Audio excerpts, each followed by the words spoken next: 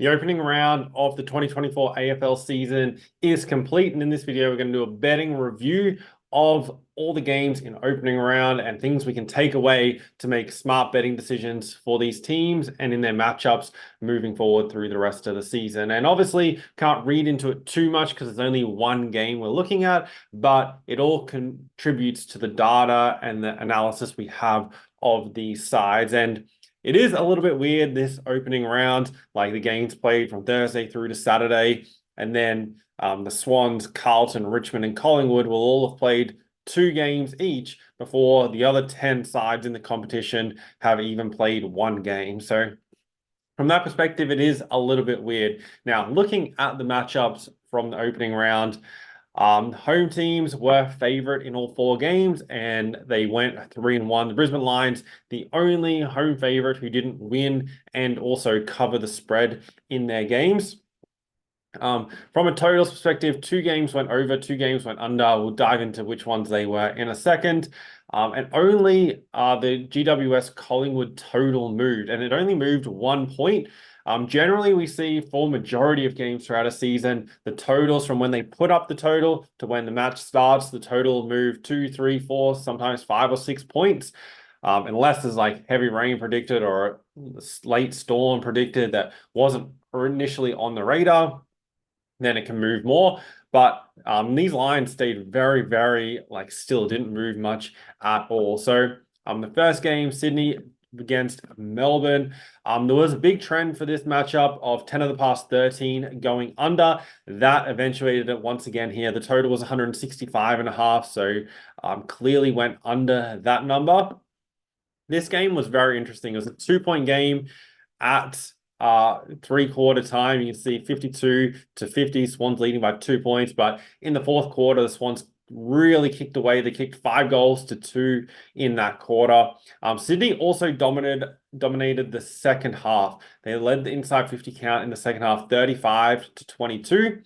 Melbourne were efficient in the 3rd quarter. You can see they kicked 5 goals straight during that 3rd quarter, but couldn't maintain that efficiency through the rest of the game, which ultimately led to them losing and dropping away. Interestingly, like I mentioned in the preview for this game, that the Swans were the worst 4th quarter team in the league last season. So they really did manage to turn that around, and the Demons were one of the best 4th quarter teams. So that trend from last year really went the opposite way for this game.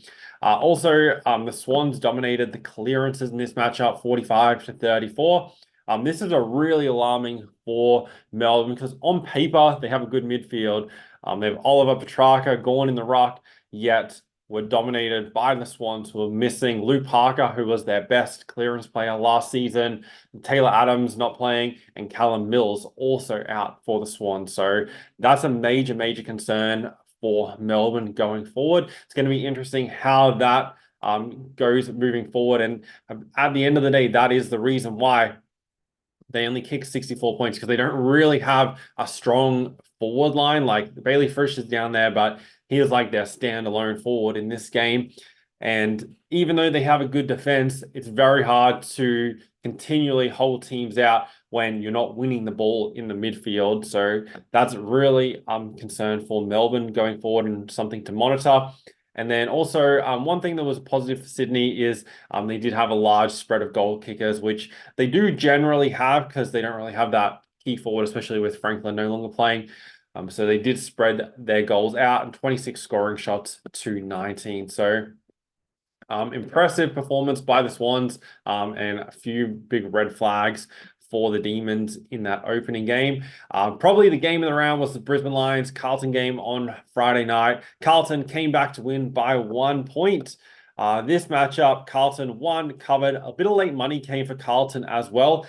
And with that late goal, the total went over the 170.5. So cleared it by half a point. So overs cashed there. Looking at how this matchup went, Brisbane pretty much dominated the first 1.5 quarters, all the way to pretty much this point here when Charlie Cameron kicked that goal. And then from that point, Carlton kicked 8 straight goals to take the lead midway through the 3rd. And one thing to pay attention to here, you'll notice ton of goals during the first 2.5 quarters. And then as soon as this game tightened up, then only 6 goals were kicked following that point in the game. So this is one thing to really pay attention to, especially if you're betting live, is when the score is close, a lot of the time the scoring dries up in those matchups. If you're looking for a higher scoring game, you need those areas where teams just get momentum and score goals quickly, exactly like Brisbane did in the first quarter and what Carlton were able to do, especially early in the third quarter. 7 goals between Charlie Curnow and Mackay for Carlton. So those two pretty much dominated up forward, as Carlton need them to do if they're going to make a run at the premiership this year. With the Brisbane Lions, it was really their accuracy that hurt them. Probably cost them the game. They had 62 inside 50s, and when you have 60 plus inside 50s, you should win majority of games, but that wasn't the case.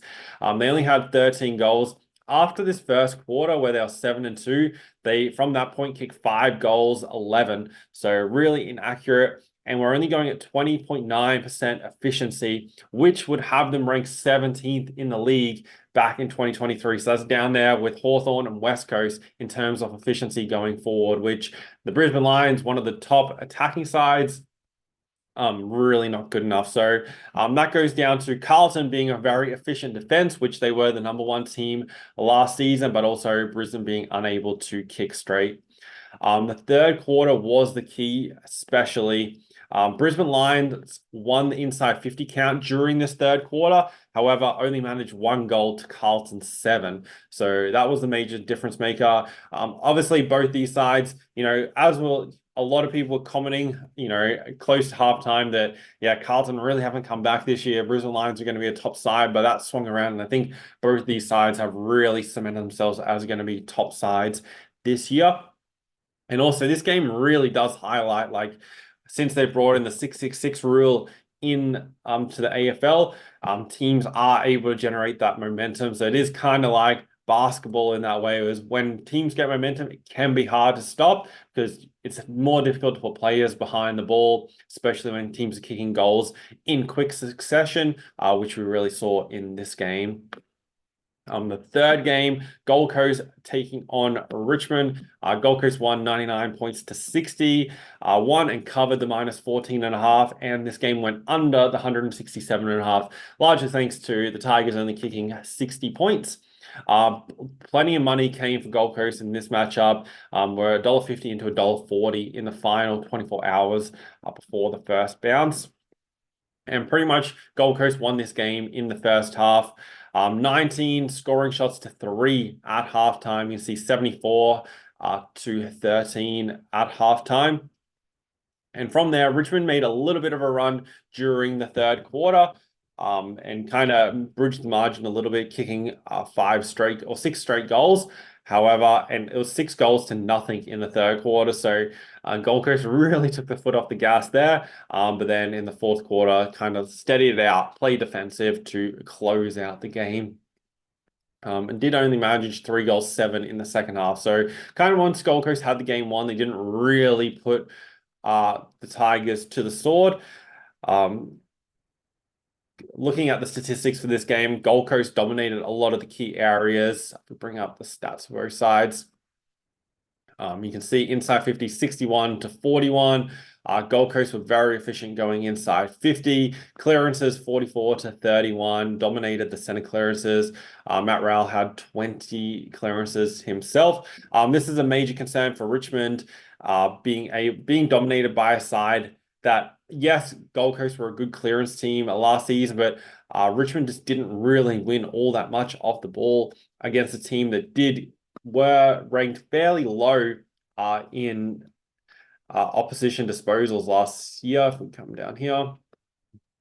So last season, Gold Coast were ranked 13th in opposition disposals, so fairly low in that category. And so for Richmond to only have 273 disposals in this matchup, that's really, really low against that team. So it's major concern there for Richmond in winning the ball. I'd be very, very cautious taking any Richmond props going into the upcoming weeks until you can see who are going to be the ball winners for the Tigers. And then the final game of the round, GWS took on Collingwood, and GWS got their payback for Collingwood eliminating them last season. GWS were very accurate with 18 goals, 6. They covered the -5.5, and the total went over the 168.5. Collingwood actually won the scoring shots 27-24, however, were inaccurate, and the Giants were very accurate and efficient. Collingwood had more inside 50s in this matchup, but GWS went 34% of goals from the inside 50s, which is absolutely elite. And if teams, are scoring 30+% of goals per inside 50, then they're going to be extremely hard to beat. The 114 points was the biggest score kicked against Collingwood, aside from the Brisbane Lions in the past 3 seasons. So Brisbane Lions have kicked this number or greater 3 times, but no other side has scored that. So that's a real positive for the Giants. They also had 3 players with 4 or more goals in this game, and Toby Green only had the 1 goal, and he was their leading goal scorer last year. So really positive signs for the Giants up in the forward line, and they do have a strong midfield to go with that. So they kind of just built up a small lead late in the first quarter after Collingwood were, leading by a goal or so early on, and then they slowly built on that margin throughout the game. Another thing, Collingwood only managed consecutive goals midway through the first quarter, and then late in the fourth quarter when the game was all but over. So they weren't able to string those runs of goals together, which are key for you to be able to win matches. So nice positive signs from the Giants defense from that perspective. So a few teams have put their hand up as really improving going into this year. I think the Swans have really exceeded expectations so far. Melbourne I predicted to drop off a little bit, so I think they're going to continue a little bit of a slide. There's just a few too many issues with that side in the moment. Carlton stood up. Like, Carlton being down big and then coming back to win is a big performance for them. Gold Coast Suns took on Richmond. Be interesting to see how the Suns go against slightly better teams this season, and the Giants really stood up to beat Collingwood, who I'm predicting Collingwood to drop off a little bit this year, and the Giants to be a genuine contender. So now we push forward into the official round 1. I'll be posting a video previewing all these games. We're going to do an early look at the odds and lines, so make sure you keep an eye out for that. Hit subscribe so you get betting previews all season long on the channel.